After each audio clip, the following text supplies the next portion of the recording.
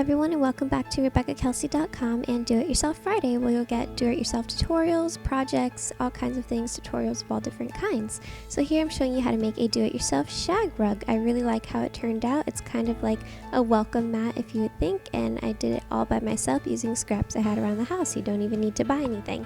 Just make sure to be careful because animals will eat it, like our new puppy tried to do, which wasn't fun. So now on to how to make it. This is a closer up look of my shag rug. It took me about a week to do about that much. I started it on Monday and this is Sunday, the day I'm filming this. For supplies, you're first going to need a long piece of fabric. This is actually part of a maxi dress from Forever 21, and it has to be the exact width that you want your rug to be. Next, you're going to need scrap materials. I have a whole bunch here. First, I started off measuring them with about the size of my forearm. I believe that's what it's called, about half of my arm. I had that originally, but when I put it into the rug, it just didn't quite look right. It was just too long. So I ended up cutting that into about half of that size. Now the different materials that I used were actually this here Jones Soda bandana, which is kind of funny, and I used pieces of a dress. Actually I used pieces of two dresses, and I used pieces of a skirt and pieces of a romper. So I used a lot of different material, and the bigger the rug, the more material you're going to need. The more compact and fluffy you want the rug, the more material you're going to need. But I'll explain all of that. And I also have here some t-shirt yarn. I made this yarn out of pieces of t-shirt. So if you're interested in seeing how I do that, or another tutorial on making yarn out of t-shirts, then let me know. You're also going to need a pair of scissors. This tutorial is very similar, but not exactly similar, to when I made my tiny do-it-yourself tableside rug, where it's like a very kind of like miniature version of this and involves weaving. This is similar. I think this technique's actually a little easier, but it just takes longer to do. So first you're going to take your scissor and snip a little hole close to the end of your fabric. Now snip another hole a little bit past that one, and just keep going over and over again. The amount of holes you need just depends. The closer together you put the holes, the more fluffy your rug is going to be, and then the farther apart, the less material you're going to need.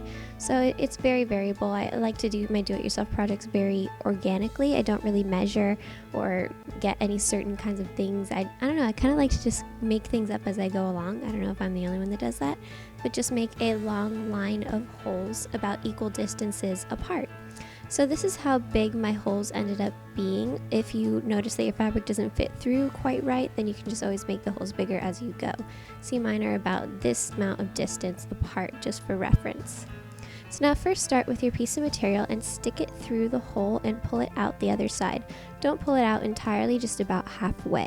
Once you have the piece of fabric through that hole, put it through the other fabric hole, and then you have what looks like this. It's kind of like bunny ears. Now you get another piece of fabric and thread it through the hole that you just used, if that makes sense. It's kind of hard to describe this, but you just put it through that same hole where your other fabric ended. So then all of your fabrics, except for the one in the beginning of the rug and at the other side of the rug, will be sharing with other pieces of fabric.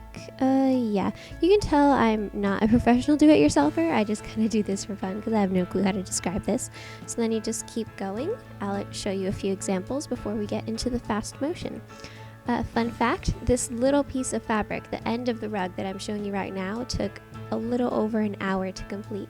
So that shows you how long this project takes, but I think it's fun and it's worth it. It would take a lot less time to just buy a shag rug, but I really love making things and I feel like they're more special. So this whole project took about 7 to 10 hours. I didn't keep exact track, but I worked on it for a few hours a day for the whole week. I was originally inspired to do this by something I saw on Pinterest. If you want to follow me on Pinterest, make sure to check the links below. My username is Rebecca Kelsey.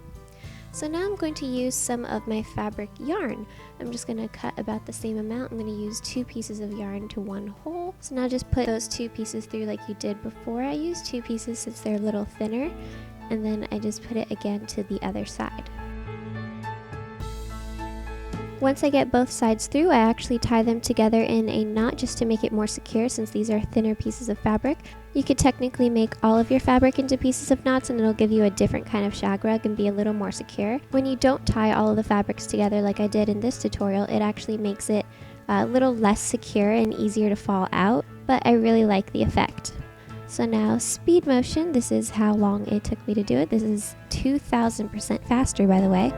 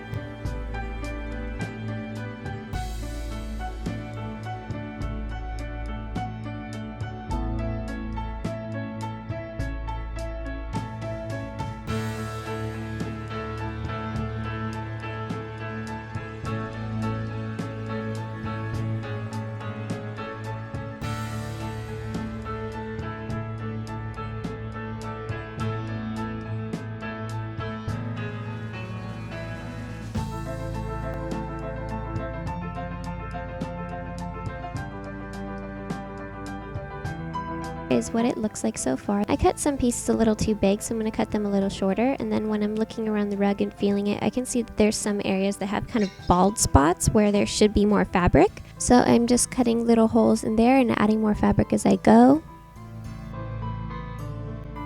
And then your shag rug is complete. Make sure to send me pictures to my Twitter or Facebook if you make this project, and follow me on Pinterest and other kinds of sites to see more do-it-yourself inspiration. If you'd like to watch more videos, click the video on the left to see my original rug video where it was a really tiny rug, like it's kind of like a Barbie rug or like a placemat.